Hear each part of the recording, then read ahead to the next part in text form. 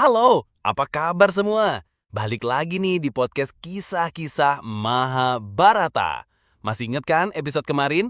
Soal para Surama yang ngamuk abis-abisan dan membersihkan bumi dari para raja jahat? Nah, setelah semua drama itu, kita kembali ke Pandawa. Yudhishthira dan saudara-saudaranya, ditemani Resi Lomasya, masih melanjutkan perjalanan ziarah mereka.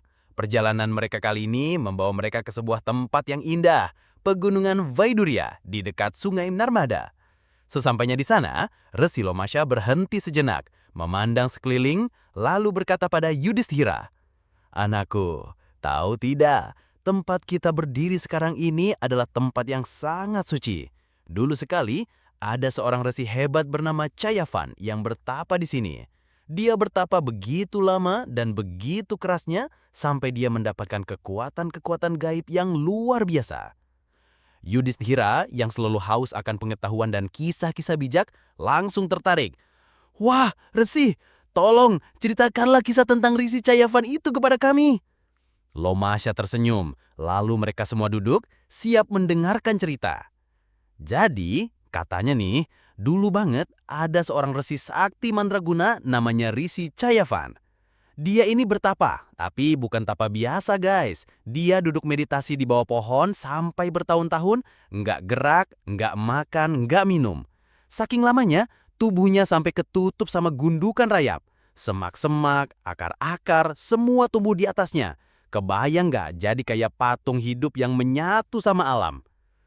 Suatu hari, datanglah Raja Saryati ke hutan itu. Dia datang untuk bersenang-senang, berburu bersama istri-istri dan putrinya yang paling ia sayangi, Putri Sukanya. Katanya Sukanya ini cantik luar biasa. Nah, saat para prajurit dan raja sibuk bersiapan berburu, Sukanya jalan-jalan sendiri menikmati keindahan hutan. Lagi asik main-main, dia lihat ada gundukan rayap yang aneh. Dari dalam gundukan itu, ada dua titik cahaya yang bersinar terang. Penasaran dong dia, cahaya apa itu? Mungkin dia pikir itu permata atau sejenis kunang-kunang. Diambillah sebuah ranting yang tajam, lalu colek. Ditusuknya salah satu titik cahaya itu. Ternyata titik cahaya itu adalah mata Risi Cayavan yang sedang bertapa. Walaupun tusukan itu nggak terlalu menyakitinya secara fisik, tapi Risi Cayavan merasa sangat terhina. Tiba-tiba, semua prajurit Raja Saryati pada teriak-teriak kesakitan.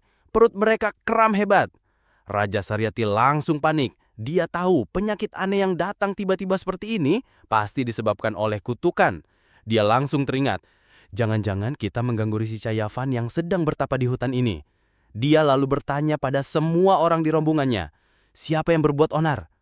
Mendengar ayahnya menyebut gundukan rayap, Sukanya jadi pucat. Dia menghampiri ayahnya dan dengan gemetar mengaku, "Ayah, tadi aku melihat dua cahaya di gundukan rayap dan aku menusuknya dengan ranting." Raja Saryati langsung lemas. "Astaga nak, apa yang kau lakukan? Itu pasti mata Risi Cayavan." Tanpa buang waktu, dia menarik tangan Sukanya dan membawanya ke depan gundukan rayap itu. Mereka berdua bersujud memohon ampun. Sang resi dari dalam gundukan berkata dengan suara selag, "Putrimu telah berlaku sombong dan tidak sopan. Aku bisa memaafkannya, tapi ada syaratnya. Nikahkan putrimu, Sukanya, denganku." Raja Saryati tanpa pikir panjang langsung setuju. Demi menyelamatkan pasukannya, dia rela mengorbankan putrinya. Akhirnya, Risi Cayavan keluar dari gundukannya dan menikahi putri Sukanya yang cantik jelita. Sukanya, sebagai istri yang berbakti, merawat Risi Cayavan yang sudah sangat tua dan rapuh itu dengan penuh kasih sayang. Suatu hari saat Sukanya sedang mandi di sungai, datanglah dua dewa kembar yang super tampan, Ashwini Kumar. Mereka ini tabibnya para dewa. Melihat kecantikan Sukanya, mereka langsung terpana. "Wahai wanita cantik, kenapa kau menikah dengan orang dua renta seperti itu? Tinggalkan dia, nikahi saja salah satu di antara kami," kata mereka. Sukanya menolak dengan tegas, "Aku mencintai suamiku." Melihat kesetiaan Sukanya, si kembang Ashwini Kumar menawarkan hal lain. "Begini saja, kami bisa membuat suamimu jadi muda dan tampan lagi. Tapi setelah itu, kau harus memilih satu di antara kami bertiga sebagai suamimu." Sukanya menyampaikan tawaran ini kepada suaminya dan Risi Cayavan setuju. Maka si kembar membawa Risi Cayavan ke sungai. Mereka memandikannya dengan ramuan ajaib, dan saat mereka bertiga keluar dari air, ketiganya tampak sama persis, sama-sama muda, sama-sama tampan. Nah, sekarang pilihlah suamimu.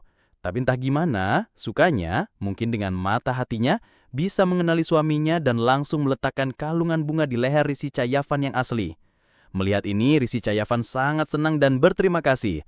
Sebagai balas budi, dia mau menawarkan minuman surgawi soma kepada si kembar. Tapi, Dewa Indra, raja para dewa, tiba-tiba muncul.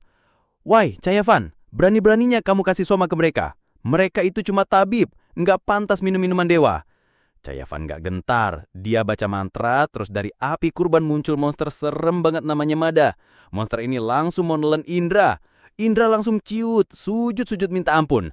Akhirnya Indra mengizinkan Aswini Kumar minum soma, dan monster Mada pun dihilangkan oleh Cayavan. Setelah cerita soal Cayavan, Lomasya lanjut lagi. Nah, di tempat yang sama ini juga, dulu juga ada cerita tentang raja lain yang gak kalah hebat. Namanya Raja Ushinara. Raja ini terkenal banget baiknya, adil, pokoknya raja idaman lah. Suatu hari, Dewa Indra dan Dewa Agni mau ngetes kebaikan si raja ini. Indra berubah wujud jadi elang, dan Agni jadi seekor merpati. Terus si elang pura-pura ngejar merpati. Merpati yang ketakutan itu langsung terbang dan berlindung di pangkuan Raja Ushinara yang sedang duduk. Elang itu mendarat di dekatnya dan berkata dengan suara manusia, "Raja, itu makananku. Kalau kamu lindungi dia, aku mati kelaparan. Kalau aku mati, anak istriku juga mati. Masa demi satu nyawa kamu tega korbanin banyak nyawa?" Raja Ushinara bingung. Dia berkata, "Aku tidak bisa menyerahkan makhluk yang mencari perlindungan padaku. Gini deh, aku kasih kamu makanan lain. Mau daging apa saja aku kasih, asal jangan merpati ini." Elang itu menjawab, "Aku nggak mau yang lain.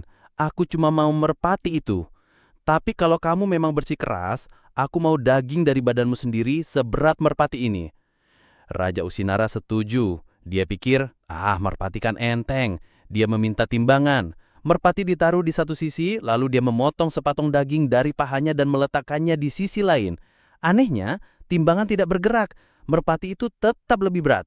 Dia potong lagi daging dari lengannya, dari bagian tubuh lainnya. Darah bercucuran, tapi merpati itu anehnya jadi makin berat dan makin berat. Sampai akhirnya, sudah nggak ada daging yang bisa dia potong. Akhirnya Raja Ushinara sendiri yang naik ke timbangan, siap mengorbankan seluruh tubuhnya demi seekor merpati. Saat itulah si elang dan merpati berubah wujud jadi Dewa Indra dan Dewa Agni. Mereka berkata, "Raja Ushinara, kamu lulus ujian. Kamu adalah raja yang paling benar yang pernah ada. Pengorbananmu ini akan dikenang selama-lamanya." Gimana ceritanya? Keren banget kan kisah pengorbanan kedua tokoh ini? Nah, kira-kira petualangan Ziarah Pandawa bakal ketemu cerita apa lagi ya? Kita lanjutin di episode berikutnya. Jangan lupa follow dan subscribe ya. Sampai jumpa!